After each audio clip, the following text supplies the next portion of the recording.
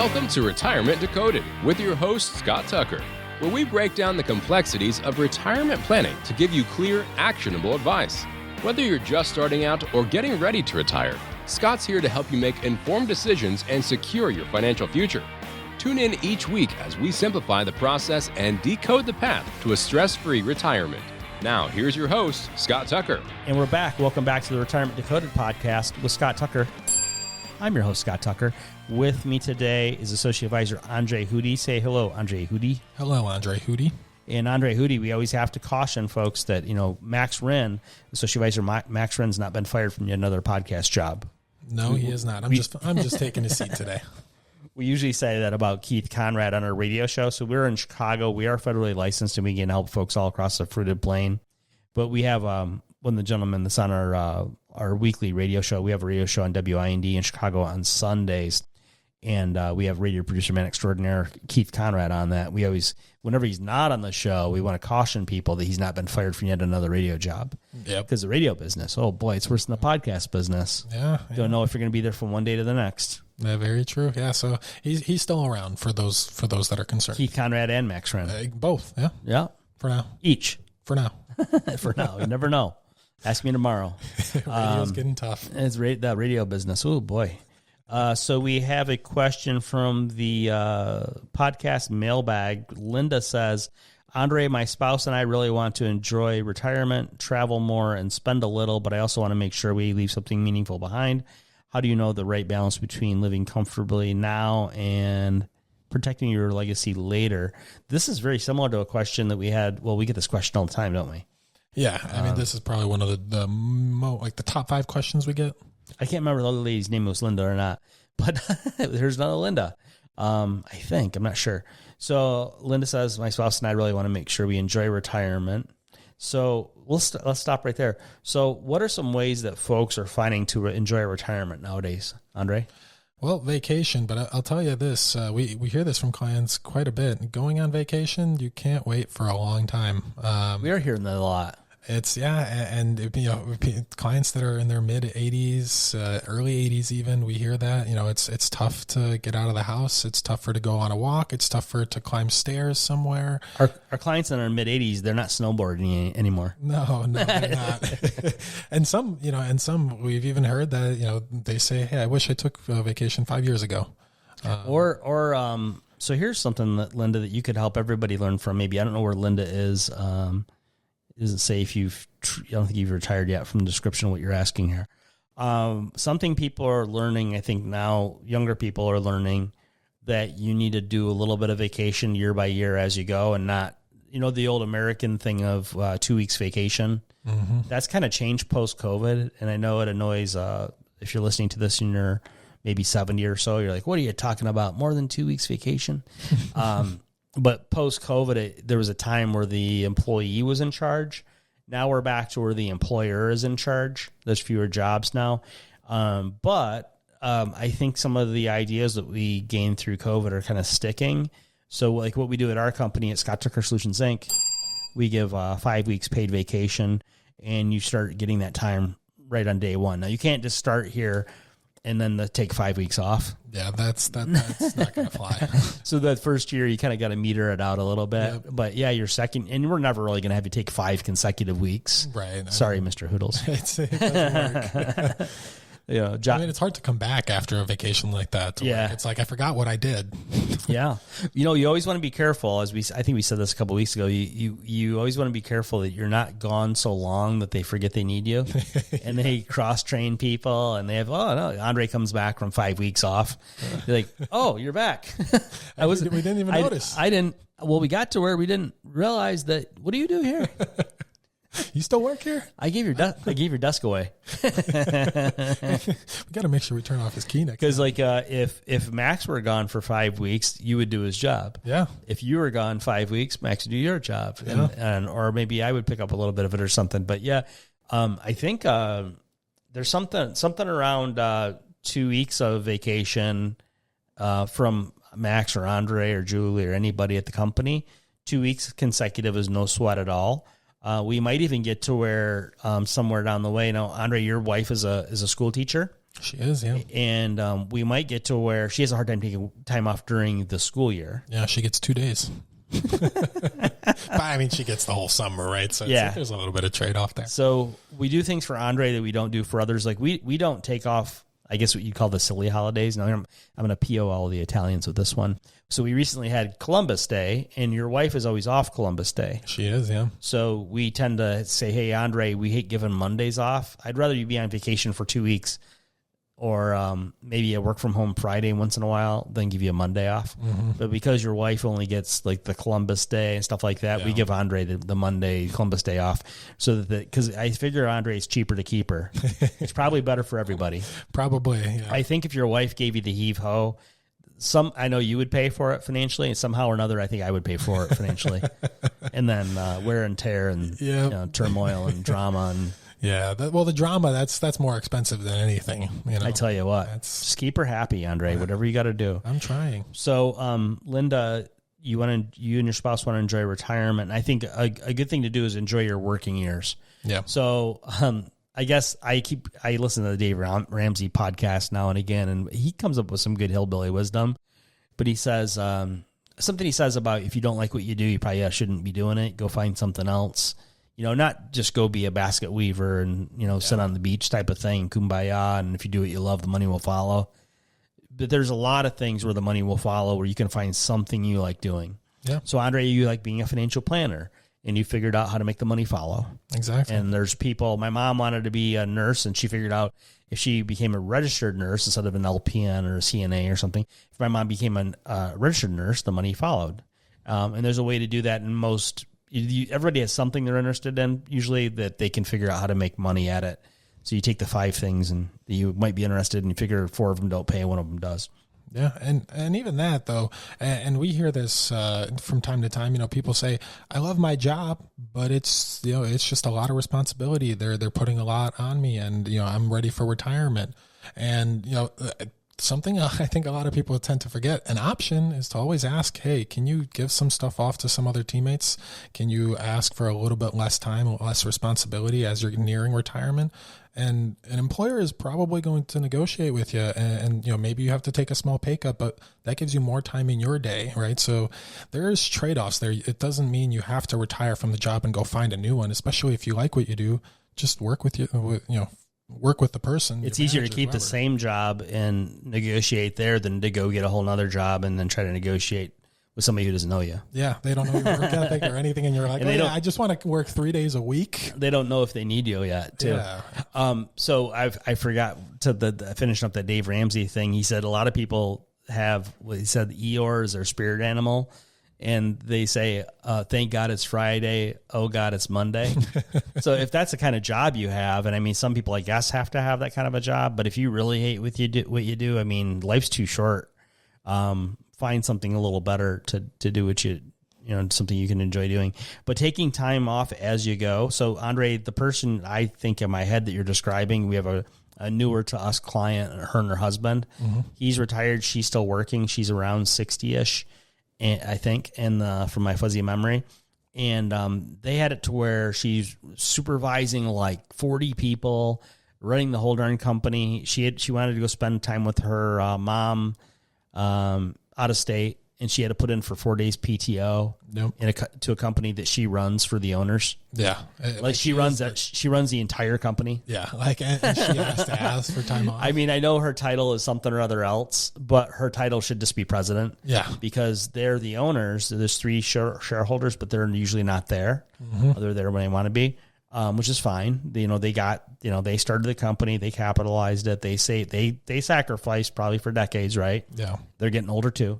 And now they're looking to sell the company, and then they have her running the whole company, and then she has to put in 4 days PTO to herself. Yeah. Like you're running the whole company. And right. I know how it is even when she's off, she's not off. No. And her mom's getting older. She wants to the whole reason for the 4 days PTO is to go spend time with her mom out of state. Yeah. And she gets there early, leaves late, and those extra hours aren't counted for. Oh, at the job? Yeah. Yeah. She's very much on salary type of situation to where that's not being, It's not being recognized. I mean, she's being compensated well in dollars, but your time, there's a point where when you're young, you have more time than you have money, and when you get older, you have more money than you have time. Yeah.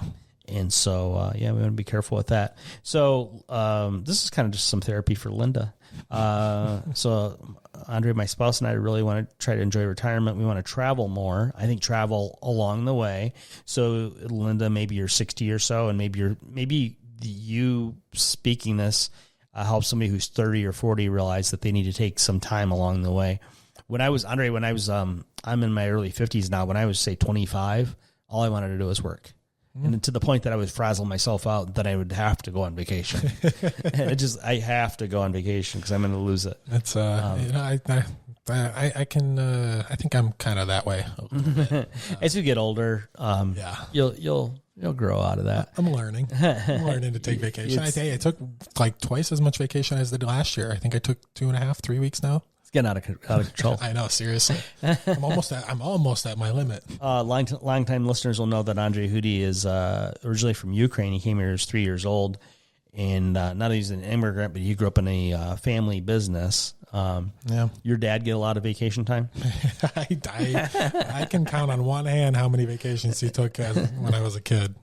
And he's really self-employed just about most of the time that he's been in the U.S. With the exception of the first few years where he worked construction for someone else, and then he went off on his own, and since then, so he's probably been working for himself now 20 something years. Yeah.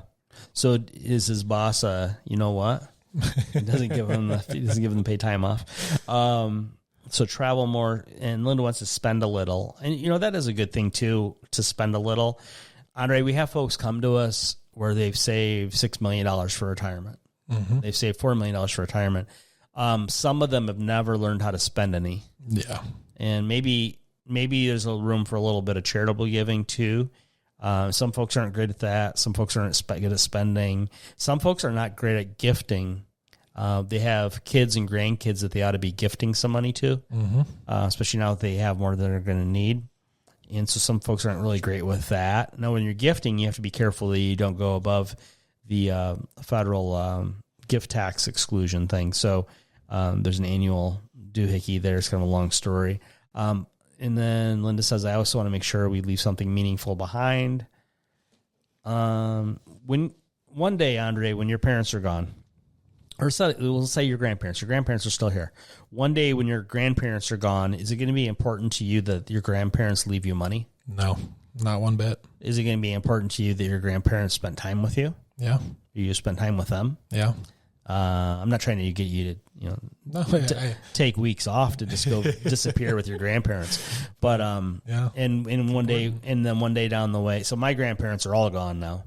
My dad is gone. And it's really not. My dad left me some gold coins, a shotgun. Hey. That's cool. There's a shotgun that had been in the family quite a lot that I used to shoot when I was a kid and stuff. But I didn't really care that my dad left me gold coins. The shotgun actually was more cool to me than the gold coins that I didn't even know that existed. I used to take care of the shotgun and clean it and do all the stuff when we used to go camping and things. Nostalgic. Yeah, but rather than my dad leaving my money, more time with him would have been good. And then when one day your parents will be gone, I'm not trying to get you down the dumps, Andre. It'll be many moons from now. It'll be decades. But one day when your parents are gone, is it going to be a concern to you that they left you unspent savings? No. It doesn't matter. No, it doesn't. The time and more, and for me, it's more of, did they enjoy their retirement, or were they miserable?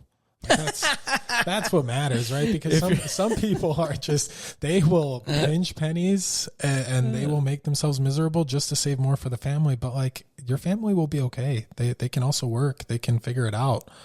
But you worked all your life. You should get to enjoy that money. If you're miserable, get on our phone calendar at tuckerretirement.com. At tuckerretirement.com, you can click and pick a time on our phone calendar. We'll spend 15 minutes for free with you over the telephone in the coming week with one of our financial planners to try to get you unmiserable at tuckerretirement.com.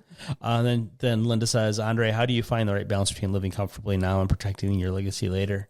It's funny how our human nature is, in many ways, is to be selfish. And then there's little ways that I guess we become more generous or less selfish over time. So provided that we have our basic needs taken care of, then we become more generous and all that. But Linda, you and your spouse have to use your money for yourselves and use your time for yourselves too. You got to do both. Yeah. Along the way, make sure you have some boundaries, right, Andre? I keep telling you to read that book, Boundaries. Mm-hmm. It's something you learn over your lifetime, though, too.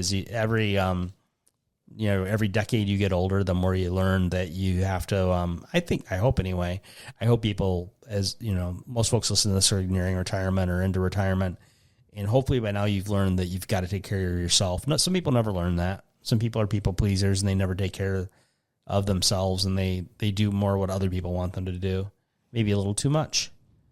So deep thoughts, huh, Andre Hootie? Yeah, yes, very much so. And and Linda, last thing I'll say, it's without planning for this, you're always going to be just kind of in the dark, right? You're never really going to know, are you going to be okay? So you do have to run your numbers, right? It's great to go on vacation and all that and to enjoy yourself, but you do have to make sure that the money you've saved lasts, that it's invested as efficiently as it can be. So there are things you can do to shore up the retirement, make sure you're a little bit more comfortable. But once is your money going to last? If it is, great. Then you can figure out how much can you spend each month. And if there's more than you need, then maybe that's when you start thinking about how do you build that legacy for your kids. And if that really is that important, well, you also get to save some, use it for yourself, and then figure out, hey, I'm going to have some left over. Maybe I'll start gifting while I'm alive. Something popped in my head, Andre. Recently, we met with a married couple. So we can meet with you over the telephone at tuckerretirement.com via our phone calendar, tuckerretirement.com. We can also turn that into a Zoom or do it as a Zoom at a later date. Also, we are in Chicago near O'Hare International Airport. Maybe you fly to Chicago. No, but if you're, you could do that. You could. We do have clients from out of state that we've never met that have done the Zoom stuff in that. But also, if you're in Chicagoland or you find yourself in Chicagoland, we could always arrange for a meeting. We typically have clients in pretty much in northern Cook County, Illinois, which that's Chicago and the north and northwest suburbs. But we have all clients in a whole bunch of different states, so it's not just here. But we are federally licensed, so we can help folks all across the fruited plain. But Andre, we taught a workshop a month or two ago. We had a couple come see us, and their advisor was with a company that rhymes with enterprise, and something crazy out of that meeting, and something that you just said sparked this thought. The gentleman manages their investments, but he has not helped them with any tax planning for retirement. That's evident because in our projections, we can just look at their statements and running projections. We can tell there's hundreds of thousands of dollars they're going to overpay in unnecessary federal income taxes. Andre, unnecessary federal income taxes are unnecessary. Then the other thing is their advisor hadn't helped them at all with their health insurance decisions pre-age 65. And also hadn't helped them with their Medicare decisions post-age 65, which are coming up. And I'm wondering now if that advisor is even health insurance licensed, as you and myself and Max are. And then, so that's a question too. Then, the folks who were with the company that rhymes with Enterprise, they didn't even have a will, did they? No will, and then therefore no trust. So their advisor never talked to them about a will or a trust. And so in Illinois, they had, I think, $1 million or $1.5 million saved for retirement. And in Illinois, if you die with more than $100,000 saved, net worth, and you don't have a will, of course you die intestate, and you have to, even though there's no wills do have to go through probate, so wills don't avoid probate, trusts do. But they, if your estate's $100,000 or more, it has to, with no will, it has to go through probate as well. So will or no will, but they didn't even have a will. So a will at least helps. There's some instruction to the court, right? Whether the court accepts the will or not, there can still be, there's going to be a probate process. But they didn't have a trust, which could give them asset protection while they're living, could give them privacy in their affairs, would avoid probate, and probably something else I'm forgetting. Oh, and the speed of settlement of the estate would be much faster with a trust than with a will. And their advisor from Enterprise didn't help them with that either. Now we're going to get sued by the car company, Andre. Then they had this other thing. Their advisor never gave them Social Security strategy planning. Yeah, which is weird because that's part of income planning. Exactly. And then she said, that's what she said. The husband and the wife says, well, he said, and the advisor from Enterprise is a CFP. Okay. The advisor from Enterprise is a certified financial planner, and he told them, and they've been with him 10 years? Longer, I think. Longer. He told them it was an additional service that they would have to pay extra for to get income planning for retirement, which we just do that. Yeah. This is a thing we do. It should be done. If you're managing somebody's money, you should be helping them figure out, hey, how much income are you going to have? You're a certified financial planner. Now we're going to get sued by the CFP board.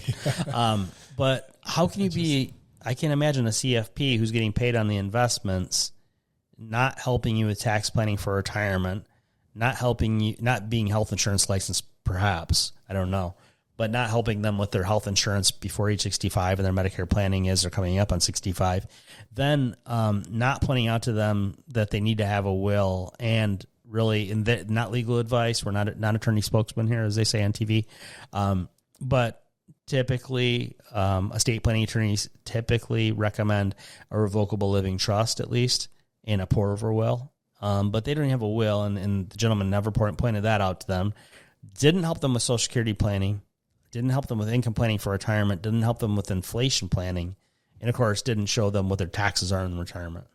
Because the way they're set up right now, most of their money's in, it was like $900,000 of the money or something set up in tax-deferred retirement accounts. Yeah. Like IRA, 401k, and that.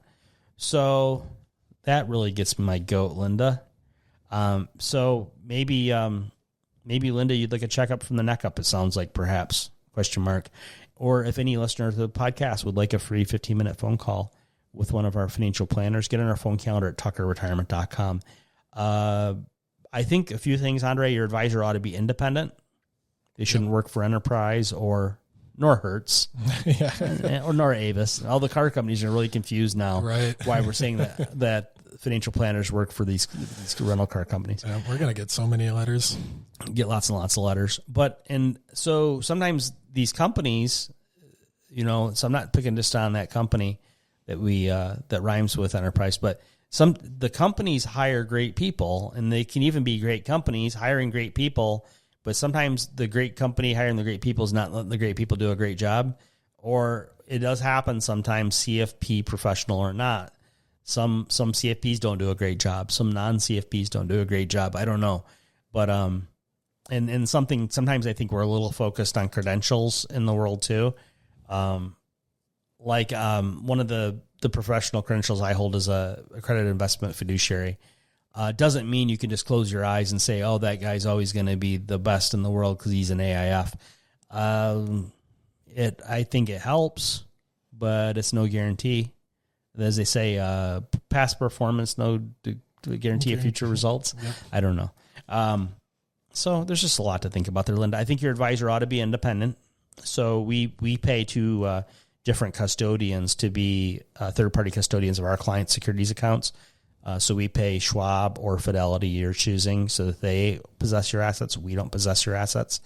Then we're just listed as your advisor. If you ever want to get rid of us, you call up Schwab or Fidelity and say, hey, take their names off. Or you can use, there's a thing called a hire fire form, and you can do it pretty quickly like that too. But your advisor ought to be independent, in my opinion, of any bank, of any broker dealer, of any registered investment advisor. They ought to have a really independent structure.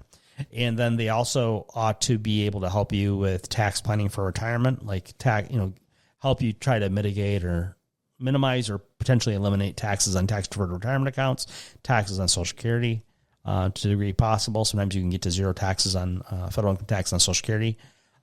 Your advisor ought to be health insurance licensed, my opinion. Probably Andre's too, because you ought to have somebody who can independently shop your health insurance or Medicare for you. We also have a full-time Medicare broker too. If you want to check that out, you can go to tuckermedicare.com and get on our Medicare broker's phone calendar at tuckermedicare.com.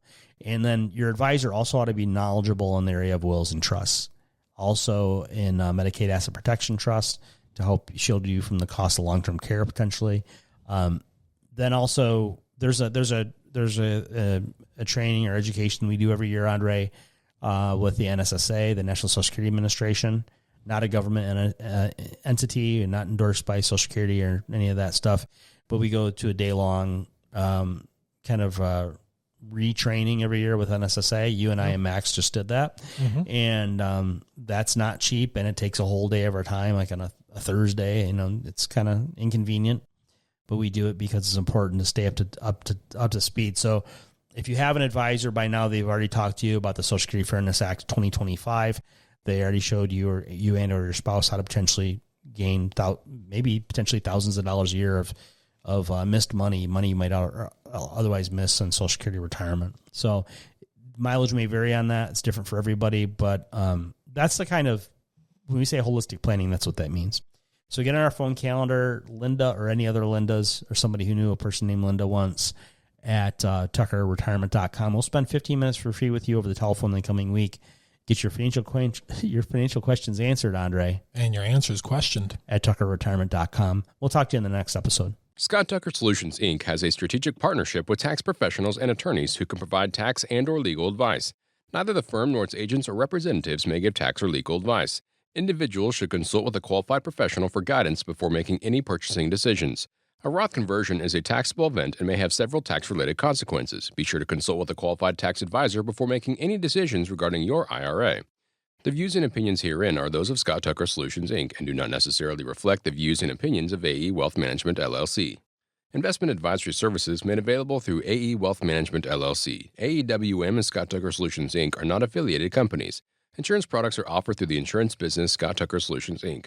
Scott Tucker Solutions, Inc. is an investment advisory practice that offers products and services through AE Wealth Management, LLC, a registered investment advisor.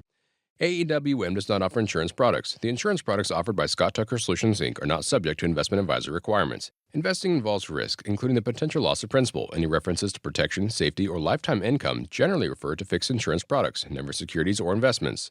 Insurance guarantees are backed by the financial strength and claims-paying ability of the issuing carrier. This podcast is intended for informational purposes only. It is not intended to be used as the sole basis for financial decisions, nor should it be construed as advice designed to meet the particular needs of an individual situation. Scott Tucker Solutions, Inc. is not permitted to offer, and no statement made during this podcast shall constitute tax or legal advice. Our firm is not affiliated with or endorsed by the U.S. government or any governmental agency. The information and opinions contained herein provided by third parties have been obtained from sources believed to be reliable, but accuracy and completeness cannot be guaranteed by Scott Tucker Solutions, Inc.